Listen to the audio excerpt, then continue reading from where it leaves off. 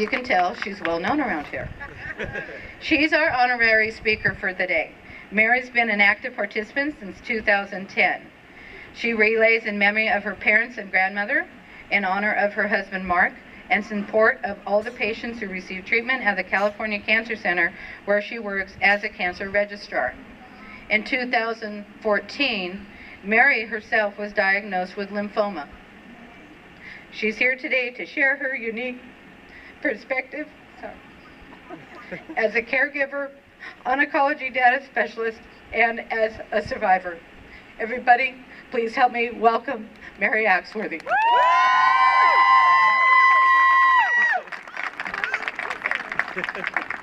Thank you. The Relay Life Committee asked me to speak to you today because they consider me to be a triple threat to cancer, because I really do wear 3 different hats. Hat number 1, caregiver. In 1978, my mother was diagnosed with head and neck cancer. I was only 17 years old, a senior in high school, when my life was changed forever. I became a caregiver. I didn't know I was a caregiver. I thought I was just a daughter, doing what any daughter would do, supporting the most amazing woman I'd ever known. The woman who'd been my caregiver for 17 years, who taught me to be strong and independent, honest and humble, and kind and compassionate to others.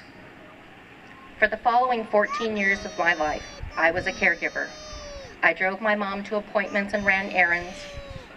I cleaned wound and changed bandages. I sat in countless hospital waiting rooms and by her bedside during many readmissions when the cancer kept coming back. After a long and disfiguring battle with head and neck cancer, we finally lost Mom to a second primary, lung cancer. Mom had started smoking when she was just 13 years old. She had advanced disease by the time of her diagnosis, and her wish was to spend her last days at home. With my father and I as primary caregivers and the wonderful support of home hospice, Mom passed away peacefully at home in the bedroom I grew up in. Unfortunately, that wasn't my only experience as a caregiver. I repeated the whole process again with my grandmother, my Nana, who I adored, and my father, my dad, my rock, who was always there for me. Nana was taken quickly by pancreatic cancer, and Dad lost his battle to metastatic colon cancer. By the time I was just 37 years old, I had lost the 3 most influential people of my life to this dreadful disease. After the loss of both my parents and my grandmother, I finally removed my caregiver hat, at least temporarily, and put on my second hat, CTR. In 2005, my husband and I relocated to Fresno. I spent the first 6 months here looking for the right job. I was working as a temporary employee, interviewing and looking in the want ads daily, but just wasn't finding anything that really clicked. Then one day, there it was. The ad was looking for a trainee to be a CTR. They wanted someone who was familiar with medical and terminology and anatomy and physiology. I had spent time working in medical records in the past, so I knew I could get back up to speed pretty quickly. They wanted someone who was well organized and detail-minded, and you're talking at Miss OCD here, not a problem. They also wanted someone who could work independently and with little supervision. My husband and family can attest that I don't have an ounce of procrastination in my entire body. This job sounded perfect.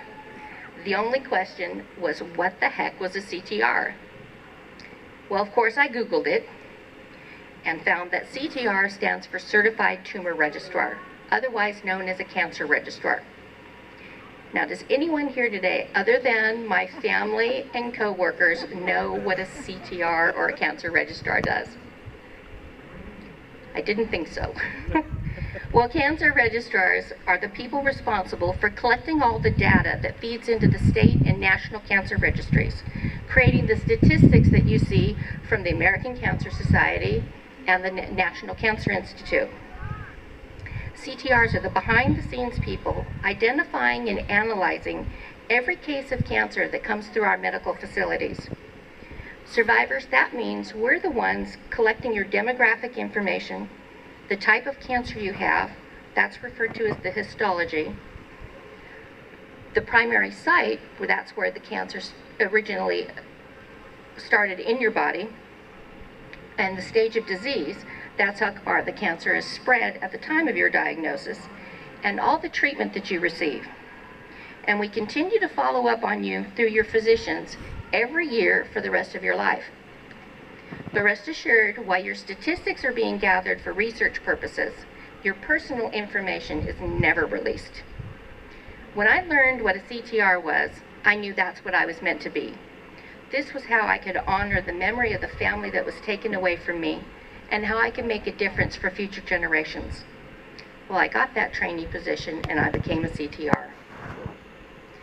When I first started my CTR training, I knew one thing about cancer. Everyone I loved died from it. The word cancer, otherwise known as malignancy, struck fear in my heart. But that changed.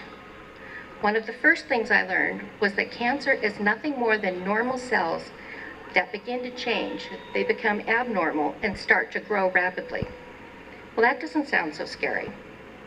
The problem is, left unchecked, these cells begin to destroy nearby tissue and can spread or metastasize to other parts of the body. So the key here is catch and treat the malignancy early, before it has a chance to spread. And the easiest way to do that is to listen to your own body. It's going to tell you when something is out of balance. Don't ignore an unexplained pain or a skin ulcer, a new lump, or a change in how your body normally functions. When in question, ask your doctor. That's what they're there for. Another really important thing I learned while I was training to become a CTR is that not all cancers are created equal. Someone doesn't just have cancer. They have infiltrating ductal carcinoma of the breast, squamous cell carcinoma of the lung, sarcoma of the bone or soft tissue, or glioblastoma of the brain. There are hundreds of different histologies, and it's crucial to know which one you have because your treatment and prognosis will vary substantially. Some cancers grow very slowly and aren't even treated until the patient becomes symptomatic. Others can be very aggressive, requiring immediate attention. My advice to all you survivors out there is to always request a copy of any pathology reports from biopsies or surgeries, copies of any imaging done, including x-rays, ultrasounds, MRIs, CTs, or PET scans, and have your own complete record of your treatment, including the dates and types of surgeries you've had done, chemotherapy, hormone or immunotherapy drugs given, and radiation treatment received. You have a right to understand your diagnosis and treatment. Knowledge is a powerful thing and can greatly reduce the fear factor associated with a diagnosis of cancer. My training and newfound knowledge as a CTR made a world of difference when my husband was diagnosed with adenocarcinoma of the prostate in 2011. Remember, it's not just prostate cancer, it's adenocarcinoma of the prostate, which is a very slow-growing cancer. It was caught at an early stage before it had a chance to spread to any lymph nodes or surrounding tissues. So I knew, honey, you've got this. He's been cancer-free for 5 years now.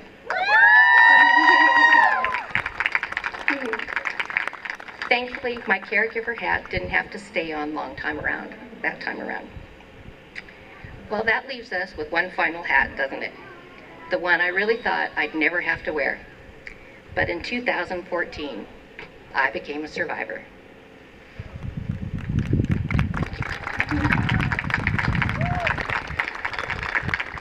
My diagnosis took me completely by surprise. I had a simple head cold in December, and up with it popped a lump in my neck. I assumed it was just a swollen lymph node associated with the cold virus, and I didn't think anything of it.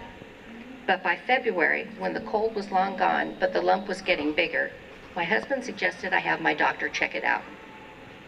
I made an appointment, still thinking it was just a stubborn virus and a round of antibiotics would clear everything up. But I began to suspect that there might be something more to it when my primary care physician referred me to an ENT. That's an ear, nose, and throat specialist. The ENT doctor said the lymph node was larger than they normally see with the virus in order to find needle aspiration of the lymph node, which came back suggestive of a lymphoma. I did not see that coming. Being a CTR, I knew exactly what was going to come next, but only on paper. This was different. This was real. I had an excisional biopsy of the lymph node done to determine the specific type of lymphoma I had. The histology turned out to be a diffuse large B-cell lymphoma, an aggressive form of lymphoma, but one that typically responds very well to treatment. There was no question in my mind of which medical oncologist I wanted to be referred to, Dr. Haffa Abdullah. Dr. Abdullah specializes in leukemia and lymphomas, and I couldn't have been in better hands. She and her staff treated me just like family. I was very fortunate. After completing my staging workup, which included a PET CT scan and a bone marrow biopsy, I was found to have stage 1 lymphoma, which meant it was confined to just the lymph nodes on one side of my neck. This was a significant break for me because it meant I would probably only need 3 rounds of chemotherapy instead of 6, and only one side of my neck would need radiation treatment. This brings me back again to not ignoring what your body's trying to tell you. Had I ignored the lump in my neck until it became painful, or I had difficulty swallowing, or noticed lumps elsewhere in my body before I consulted my primary care physician, I probably would have been diagnosed with stage 2 or 3 disease, and my treatment would have been longer and more difficult. I was in full swing fundraising mode as team captain for Team California Cancer Center when I was diagnosed in February 2014. Some of you will recall our theme that year was Finish the Fight. I remember going into our director's office to tell him I had cancer and would need some time off for treatment. He assumed I would step down as team captain and he would look for a replacement. My response to him was, "What part of Finish the Fight do you not understand?"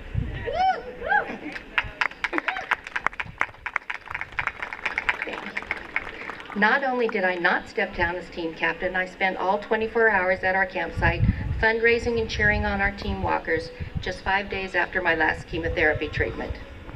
Our team came in 2nd place in fundraising that year out of 85 teams signed up. So I don't think anyone can accuse me of not finishing the fight.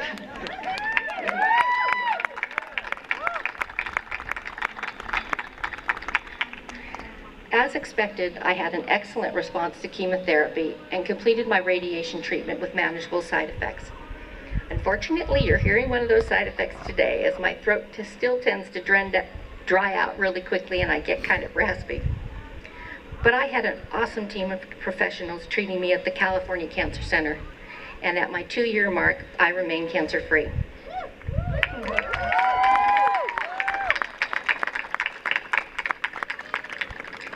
I won't say the journey was easy, but cancer treatment is a little bit like childbirth.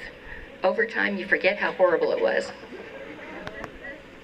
I think one of the most interesting things I learned throughout my cancer journey was what I believe to be the true definition of a caregiver. It's not just someone who cares for you, it's someone who cares about you and shows it. They say that cancer doesn't define you, it defines who your friends are. Well, I know who my friends are. My CTR family came to my aid the moment I was diagnosed. One accompanied me and my husband to my first oncology consult and took notes, which she promptly typed up and printed out for me for my reference. One of them drove me to my bone marrow biopsy, sat in the room with me while the pathologist stuck a 6-inch needle in my backside to get a sample of my bone. Another periodically brought me home-cooked meals while I was going through treatment. My husband drove me to my chemo appointments, told me I was beautiful with no hair, and always made me laugh. But I turned the tables on him at Easter when I painted my head to look like an Easter egg and hid in the backyard. The look on his face was priceless. Cancer may have robbed me of my hair, but it couldn't rob me of my sense of humor. And last but not least, there was my best friend. She lives 260 miles away, but she sent me care packages and cards, so I always knew she was thinking of me. She sent me books and soap. She knows how much I love handmade scented soaps. And a charm necklace that holds special meaning to me. And of course, there was the chocolate. I felt her love and support surround me before, during, and long after my diagnosis and treatment for cancer. My caregivers mean the world to me, and what could have felt like the end of the road became nothing more than a bump in it because of them.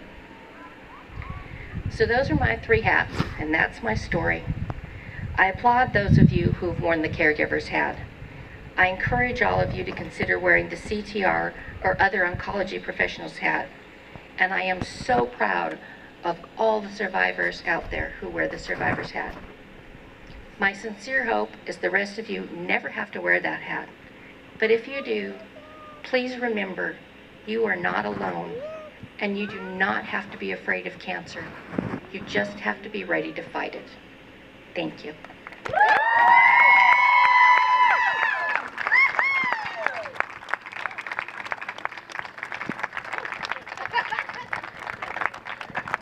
That could have made for an interesting picture.